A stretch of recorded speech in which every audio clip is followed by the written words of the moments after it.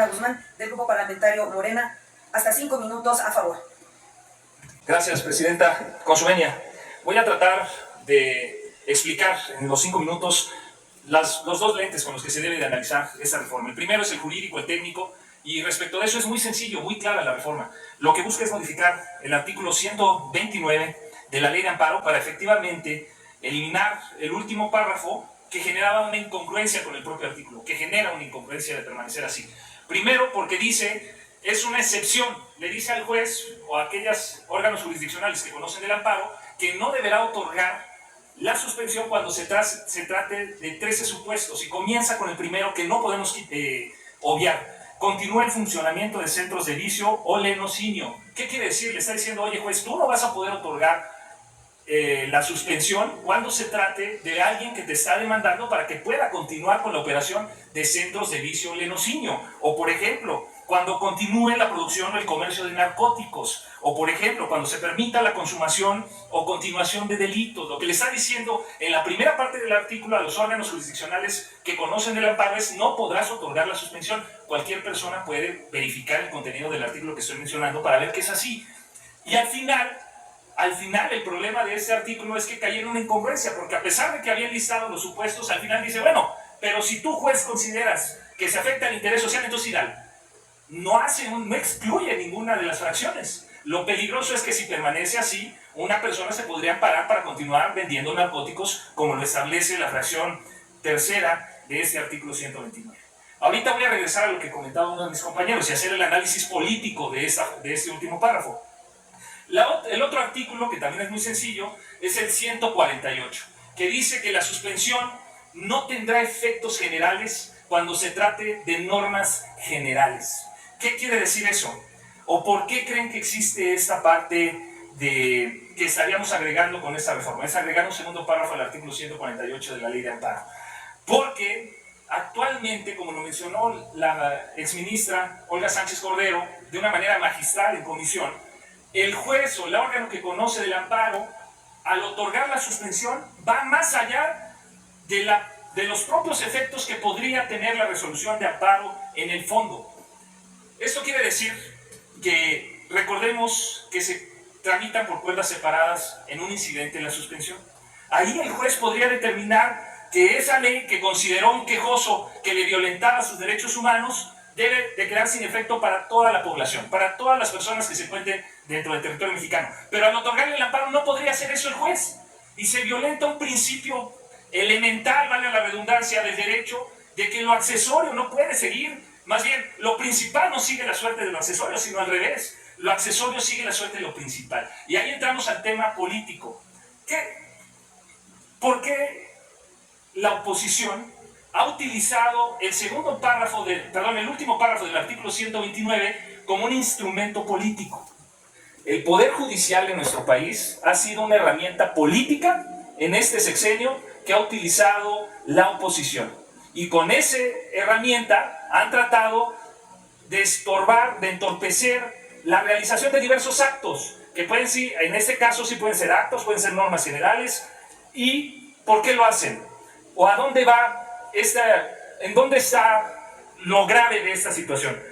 Imagínense una ley que pasó por un proceso legislativo en donde participaron diputados respetando el principio democrático de la mayoría, o participaron senadores, y un solo juez puede eliminar los efectos de esa norma que democráticamente fue creada. Perdón, Presidenta, me parece que hay una pregunta del senador Carlos. Permítame. ¿Con qué objeto, senador Marín? Hacerle una pregunta al orador. Permítame, ¿acepta la pregunta, senador Zamora? Por supuesto. 1 minuto para hacer la pregunta y 2 minutos para contestar. Gracias. Muchas gracias, senador. En principio no puede tener efectos generales cuando se trata de normas generales. Y explica usted el caso de que un solo magistrado, una sola decisión puede estar encima de la decisión de un Congreso y tener efectos generales. ¿Es correcto lo que estoy diciendo? Es correcto, senador. Un solo juez que no fue elegido por el pueblo, que no cuenta con la legitimidad popular, está obstruyendo a una norma que fue generada a través de la representación popular por el Congreso de la Unión. Eso es lo grave. Los diputados, los senadores fueron elegidos por el pueblo. Los jueces no. Y actualmente un solo juez sin ninguna responsabilidad. Sin ninguna responsabilidad. ¿Qué pasaría? ¿Por qué la oposición cree tanto en el Poder Judicial? Se le ponen de tapete. Da lástima que no equilibremos los poderes y se ponen y los consideran seres perfectos, infalibles, seres que no cometen errores. Pero ¿qué pasa si un solo juez perjudica por la no aplicación de una norma a toda una comunidad, a todo el país? ¿A quién le va a rendir pruebas? A nadie. A nadie. ¿Qué responsabilidad habría si después él mismo, al resolver el amparo, dice, oye, sí fue constitucional, lo suspendí 2 años, pero al final, porque me lo van a revisar y para no salir mal ahí en mis cuentas, porque me impide después llegar a ser magistrado, en el amparo digo que sí fue constitucional? ¿Qué responsabilidad hay, compañeros de la oposición? Díganme. Ninguna. Ahora, otra pregunta. ¿En qué artículo? Que me lo demuestre ahorita los compañeros que van a pasar de la oposición. Van a ver que no lo van a encontrar jamás. No hay un solo artículo que faculte a los órganos que conocen el amparo a otorgar una suspensión con efectos generales en la Constitución. Ni el artículo 103, ni el artículo 107. Ahorita un compañero citó el artículo 107 e hizo con argucias lo que ha hecho la oposición: mentir, tratar de confundir, diciendo que el amparo y la figura va a desaparecer y que, perdón, ya va a acabar mi tiempo de la pregunta, pero me parece que la senadora Mónica quería... Concluya su respuesta. Bueno, ya concluyó. Ya concluyó. Permítame entonces, ¿con qué objeto, senadora Mónica Fernández? Precisamente para preguntarle al orador si me acepta una pregunta. ¿Acepta la pregunta del senador? Sí, con mucho Senadora, gusto. 1 minuto para la pregunta, hasta 2 para contestar. Gracias. Precisamente en lo que usted está exponiendo, que sin ninguna rendición de cuentas, una representatividad y una responsabilidad colectiva, una sola persona puede inhabilitar los efectos generales de una norma. En perjuicio de todo el país. En perjuicio de todos. Mi pregunta es, ¿y qué pasa si esto fuera cierto, como lo han estado manejando? ¿Qué pasa cuando son leyes que son de beneficio colectivo, de beneficio para los demás y que afecta solamente a un grupo de intereses y de poderes fácticos? Gracias, Iván. ¿Creen ustedes, compañeros público, mexicanos, que un juez se puede corromper? ¿Es Claro. posible? ¿O estamos hablando de una cosa que no va a suceder? Ya lo ¿Es han posible? hecho, ya lo está haciendo Norma que un solo Piña. juez diga, yo conozco de este asunto y creo la suspensión, y repito, no hay ninguna consecuencia jurídica en contra de él. Fíjense, voy a regresar a lo de la fracción para dar respuesta a lo que comentaba la senadora. Decía un compañero senador y citaba la fracción 10ª del artículo 107 constitucional, y él decía, ya dándole los argumentos al Poder Judicial, son uno, la oposición y el Poder Judicial son uno. Entonces ya desde aquí le está mandando la línea. Claro. Y le dice, agárrate del interés social para que de ahí, independientemente de que nos quiten esa herramienta política que tenemos en el último párrafo del artículo 129, para que de ahí te agarres. Y los jueces ya están tomando nota, ¿no?, en ese pacto de complicidad que tienen con la oposición, el Poder Judicial. Y decía él que el interés social, fíjense lo que dice realmente, cualquiera puede leer esto que voy a dar lectura. Los actos reclamados podrán ser objeto de suspensión en los casos y mediante las condiciones que determine la ley. ¿Quién pone las condiciones? ¿El juez? ¿El juez va a decir, según estas son las condiciones para otorgar el amparo? No, es muy clara la primera parte de esta fracción, dice, la suspensión se va a otorgar cuando se cumplan con las condiciones que establece la ley, es decir, el Poder Legislativo. Y luego si viene la parte que dice el senador que ahorita pasó.